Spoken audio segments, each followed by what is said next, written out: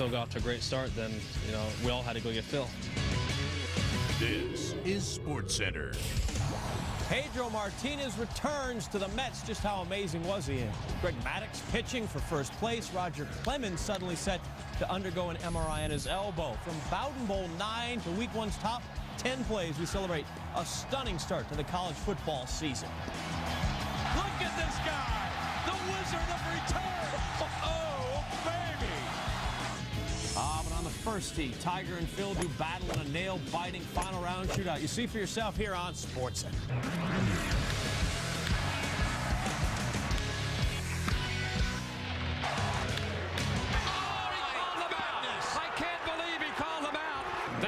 One of the worst calls you'll ever see.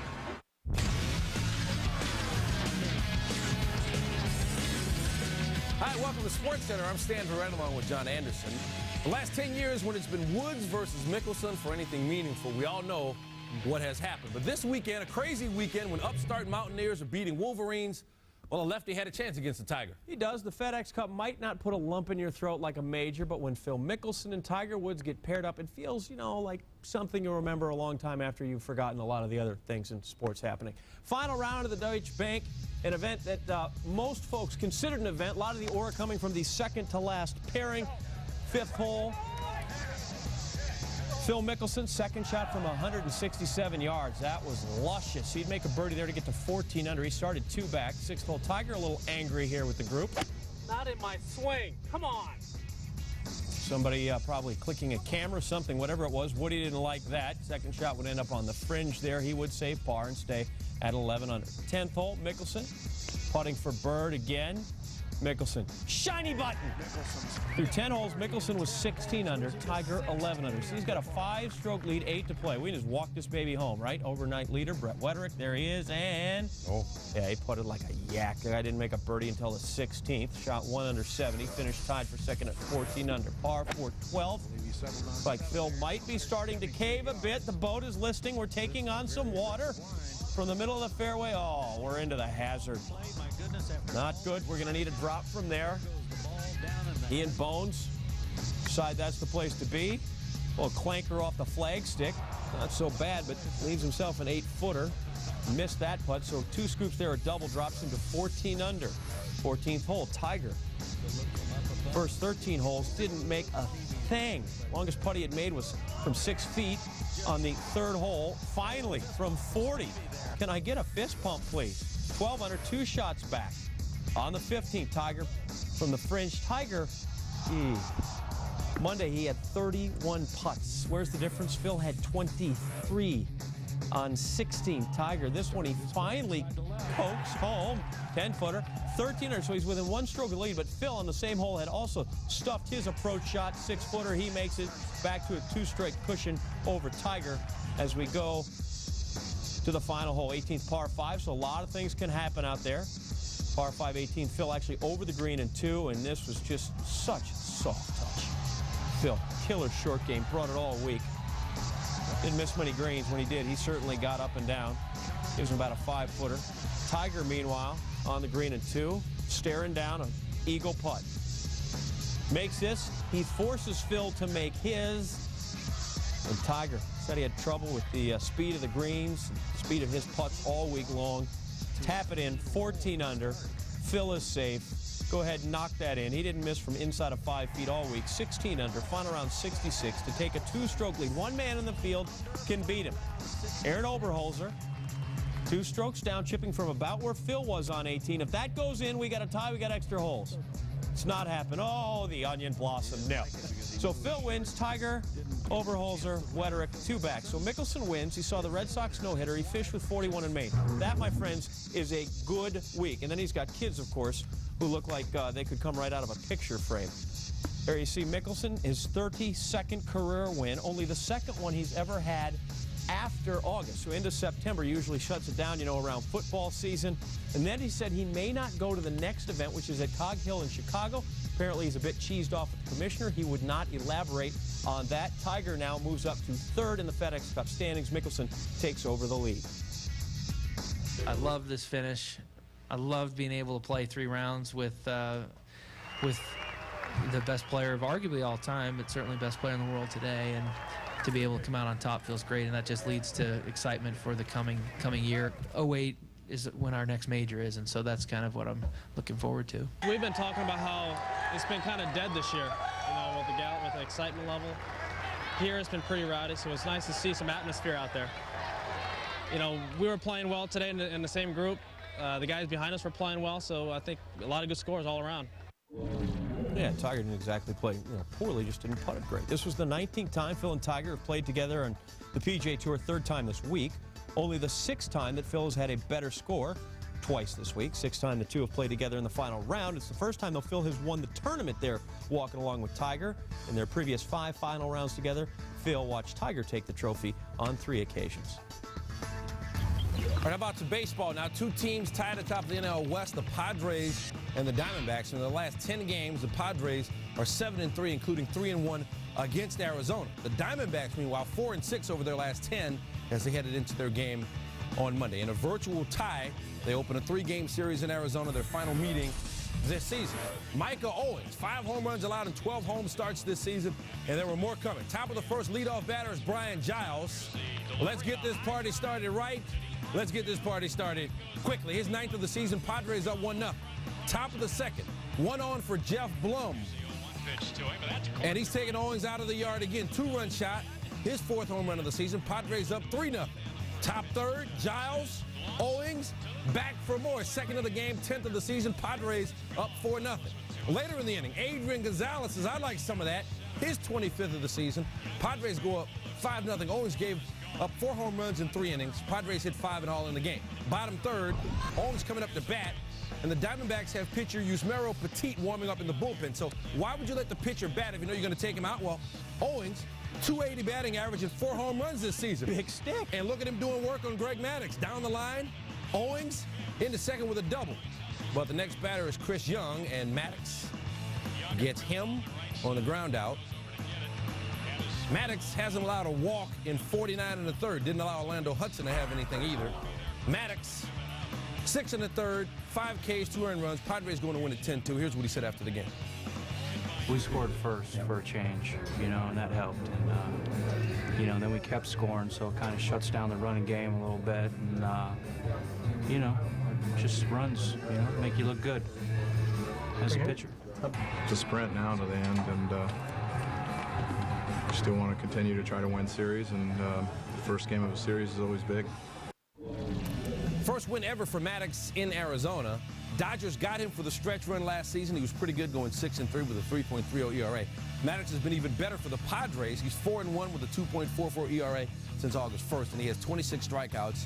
And again, that walk streak, he hasn't walked a batter since July 28th against the Astros. Much more baseball coming up inside SportsCenter. Another veteran pitcher returns. Pedro Martinez enjoying a career milestone in his return. Meanwhile, bad news in the Bronx, the latest on a possible elbow injury for Roger Clemens. Bowden Bowl 9, all about a big lead and a rally by dear old dad. Plus, don't miss the top 10 plays from a historic start to the college football season.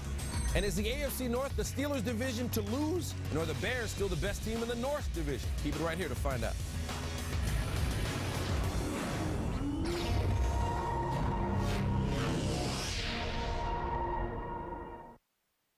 Hey, Kevin. What do you think about my Domino's Oreo dessert pizza mustache? It's super chocolatey.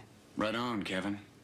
Right on. Domino's new warm and chocolatey Oreo dessert pizza. Just $3.99 with any purchase. Call or order online.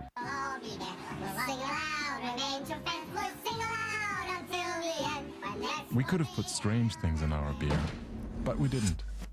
Beck's, choosing to use only 4 all-natural ingredients for over 125 years.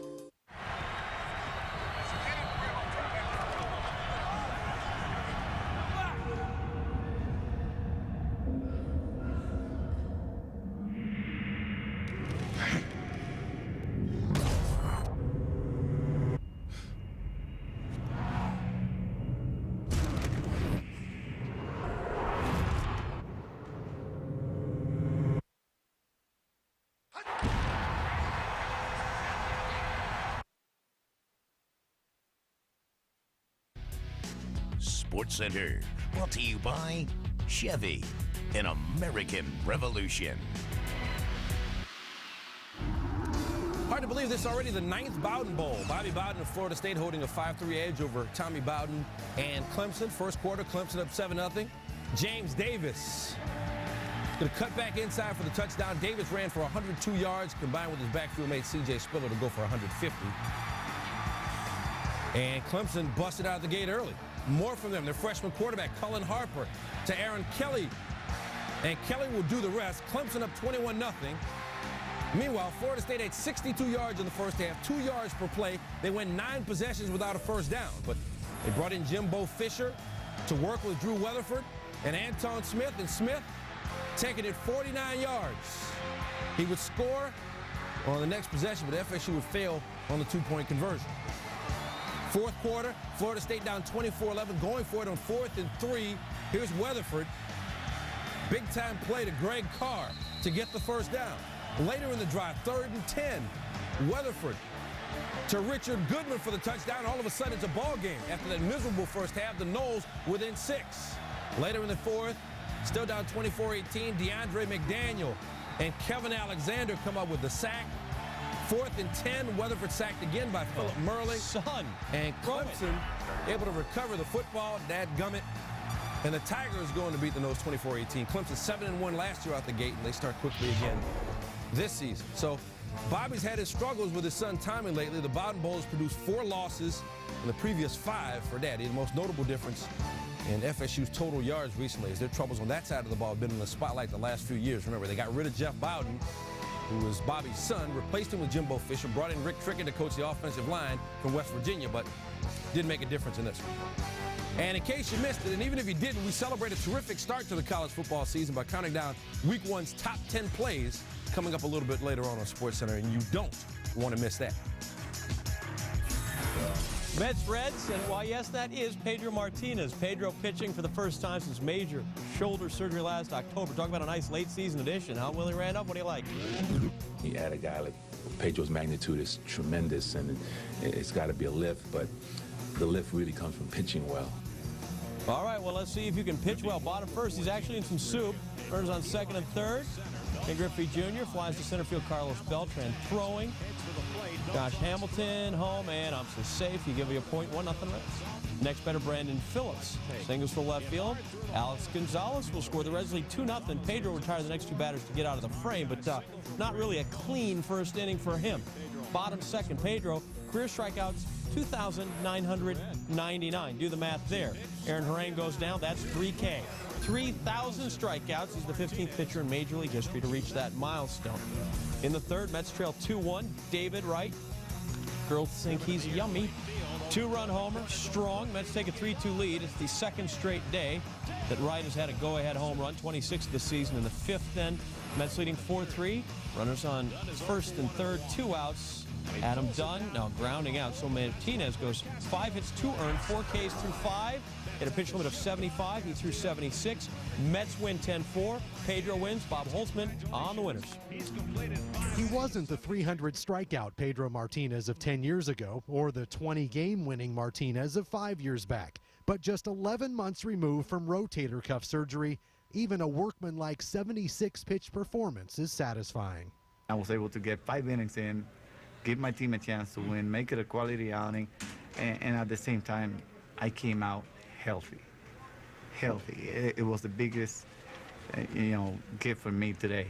Martinez hit 89 a few times on the ballpark radar gun. One of them was his 75th pitch, the second to last one he threw. I felt pretty fresh, to be honest. I felt pretty fresh at the time I came out, and I wasn't hard breathing or anything like that. You can see where he just kind of, that competitive juice just kind of took over. You can see where he was trying to feel comfortable and just kind of let it go. After the game, Martinez described his shoulder as excellent and said he felt he could throw 75 more pitches tomorrow. But Martinez will have to be patient. He's not expected to start again until Sunday. In Cincinnati, Bob Holtzman, ESPN. All right, Bobby. Pedro joins the 3,000 strikeout club on Labor Day. A lot of people working on Labor Day. In the process, becomes the 3rd member of that club with more punch-outs than innings pitched. The all-time strikeout king, Nolan Ryan, had 328 more Ks than innings. So both those are huge figures, both the strikeouts and the workload. Their big unit also on the list. Pedro has pitched fewer than half the number of innings that Nolan Ryan has put in. Hey, we're getting time and a half, baby. NL Central now, Cubs taking on the Dodgers at Wrigley. Chicago up a game and a half for the Brewers, 2 on the Cardinals to start Monday. Bottom third, Alfonso Soriano down the line off Esteban Loaiza, making his Dodgers debut. Luis Gonzalez to Rafael Furcal. Carlos Zambrano throws a little wide, but Zambrano tagged out standing up. Well, the third base coach, Mike Quaddy's like, stop, Carlos, stop, please stop. Carlos, please. But he's thrown out. So the game's still tied at 1. Very next inning, tied at 2. 30th pitch of the inning, Zambrano misses, and Loaiza with a base hit, 2-run score.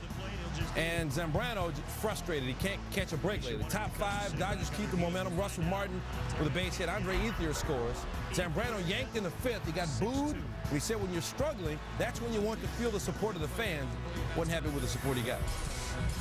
Astros Brewers, Ben Sheets first start on off the DL energized the crew for the week. Craig Counsell feeling that way. Bottom 6 were tied at 3, and Counsell ends a 10-pitch at bat with a shot to the gap. Corey Hart will score. Johnny Estrada, he is rolling home. Thank goodness it's not 95 feet between bases. 5-3, crew leads. Sheets liking that, in line maybe to get the win. Top 8 Brewers up 7-5. Greg Aquino facing Hunter Pence in the Brewer bullpen, which yesterday pitched superbly, 4 innings of scoreless relief. Gets lit up here. Pence, the bullet into the gap.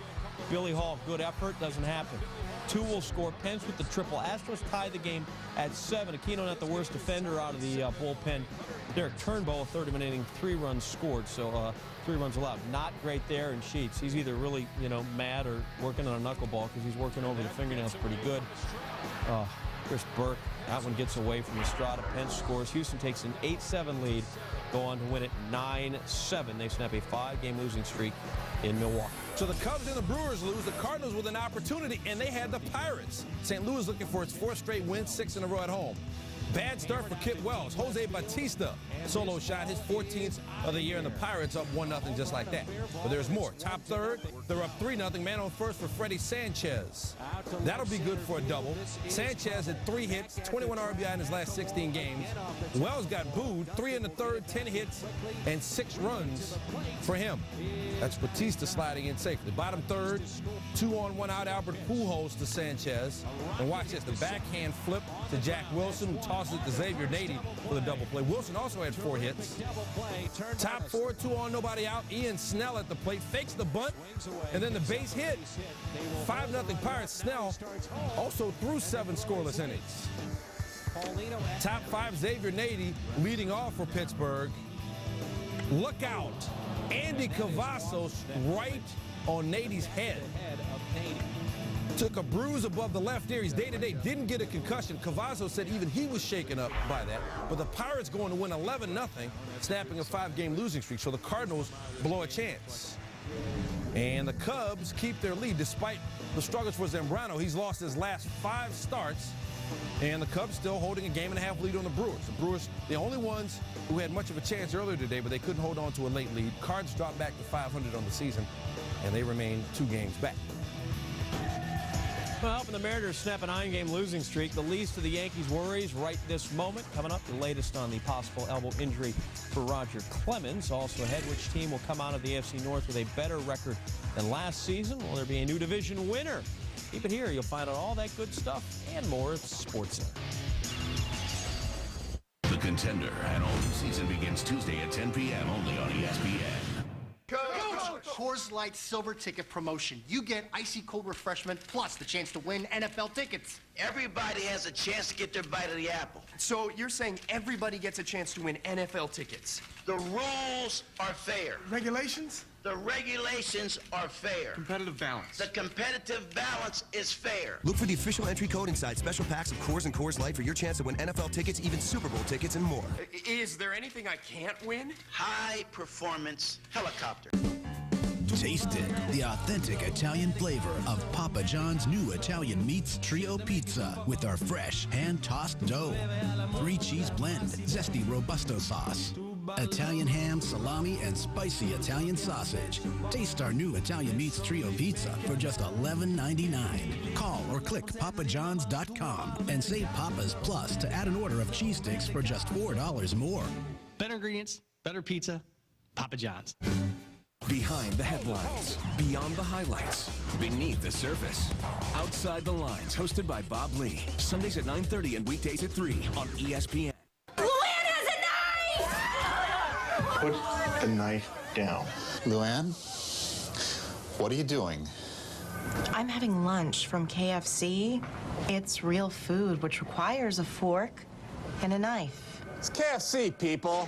Have a real meal for lunch. Come to KFC for any of our new $2.99 deals. World-famous chicken, choice of a side, and a flaky biscuit. Grab lunch for just $2.99. KFC chicken now has the same great taste with 0 grams of trans fat per serving.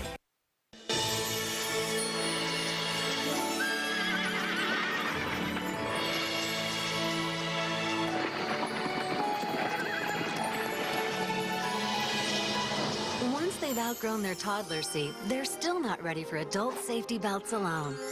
4'9" is the magic number. Until then, kids need a booster seat. Make sure your little pumpkin gets there safely. Visit boosterseat.gov. Bonus playoff battle. Entering Labor Day, the Yanks led the Mariners by 2 games in the AL wild card. Seattle on a season-long 9-game losing jay. The Yanks gaining ground even though they went 5-5 over the last 10. Teams have almost identical ERAs over the span. The M's actually have a better team batting average.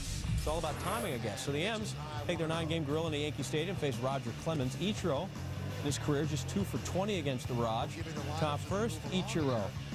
2 for 20. That's not so good, but 3 for 21. Actually, he's 1 for his last 1, so he is on fire. He has finally solved Clemens in the 3rd. Squirrel, the solo home run to right center. Mariners go up 2-1, so now he's 4 for 22. Clemens just can't get the guy out. The home run Ichiro's 200th hit this season.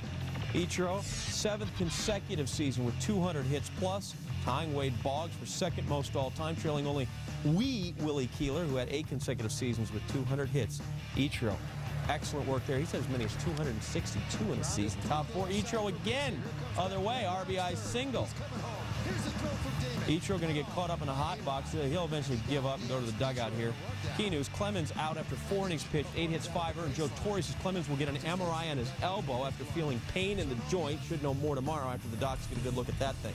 Mike Mussina coming out of the pen to replace Clemens. Now that's a lot of wins, replacing a lot of wins. First regular season relief appearance for Mussina. 498 starts in his career. It's Jose Vidro, his first batter looking. Wise move. Mariners leading 5-1. Mussina facing Unieski Betancourt. RBI double off the wall to the left. So the Mariners are going to go 6-1. They're going to go on to win 7-1. Mussina 3 2/3, allowed 2 earned runs. So the Yanks shaky again, pitching sore again. The Mariners snap a 9-game losing streak. Jump aboard, right? It's all about the Express. They moved to within just 1 game of the Yanks in that wild card. These two meet again Tuesday and Wednesday. So Yanks could be in 2nd of this thing if they're not careful. The Yanks lose to the D-Rays Sunday, the M's today, and they were never really in either game. They've been outscored 15-3 in those games, out-homered 5-zip. And folks, they're at the stadium. One of those homers today, Ichiro. 3 hits Monday, has multi-hit games now in 9 of the M's last 14 contests, and again, over the 200 hit mark for the 7th straight season. All right, so what about the Red Sox taking on the Blue Jays? Mike Lowell, cleanup hitter for the injured Manny Ramirez. Manny out with that oblique. Bottom first, Red Sox down 1, 2 on, and 1 gone. 3-run home run for Lowell is 18th, and the Red Sox up 3-1. Bottom 4, Dustin Pedroia up with the bases loaded. That's going to be trouble. 2 runs to score. Red Sox go up 7-1. Pedroia 3 for 5, 2 RBI, and 3 runs. 6th inning, Troy Gloss up with 2 on. Daisuke Matsuzaka had lost his last 3 starts trying to get it right. Troy Gloss is like, I got it right here. 3-run shot for him, his 19th of the season. Blue Jays down 10-5. Daisuke fretting as the lead starts to slip. Later in the 6th, Matt Stairs.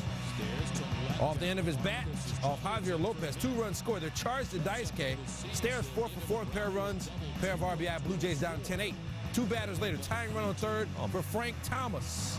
That's well hit, but well played. Jacoby Ellsbury. And even Clay Buchholz will say, man, that rookie's pretty good. And Tom was like, I can't believe he did that. Top 7. What Tyler Buchholz is. Jays with the tying run at the plate. Hideki Okajima gets Vernon Wells. Red Sox out of the 7th inning jam. They win at 13-10. First time in 3 years they win while giving up 10. So what about the Angels now? AL West leaders. Taking on the A's, Irvin Santana 0-6 in his last 9 starts, but he gets Jack Hanahan, then Shannon Stewart, and Nick Swisher. Santana 6 in the third, no runs, 2 hits, and 4 Ks. I think he's okay now. 4-0 Angels. Runners at first and third, 2 outs for Garrett Anderson, and Chad Godin throws it away. Ball gets away from Kurt Suzuki, so the runner's on second now. They intentionally walk Anderson, pitch to Maceres Turris, and there it goes again. Orlando Cabrera says, thanks, I'll score. Letter in the at-bat. They finally throw one across the plate, and it's Turris says, thank you very much. 2 runners will score on that. That made it 7-0 Angels. You don't need to see the rest. Angels going to win the game by a score of 9-5.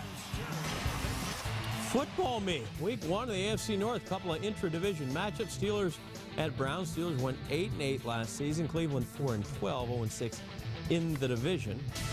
Ravens and Bengals, part of a Monday night doubleheader. Baltimore won the AFC North last season. A 13-3 marked Bengals finished 8-8.